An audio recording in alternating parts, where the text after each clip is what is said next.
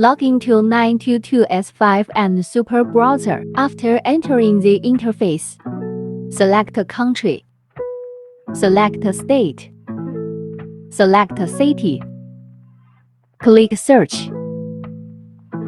Select one of them and right-click. Click on 30,000 used. Click Export Forward List. Let's copy one of them and use it. In the SuperBrowser software, click Add in Add-on Device. Fill in name. Click Static. Click Support Agent. Select SOX 5.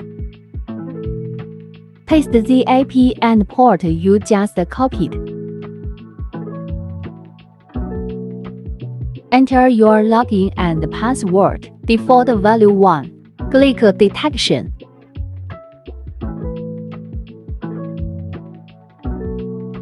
IP address is the same as above 922S5.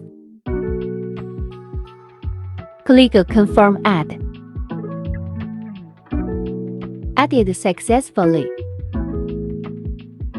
Click on the device. Open directly and you can use it. Need to pay, this site will not be opened. This is the process used by the 922S5 agent in SuperBrowser.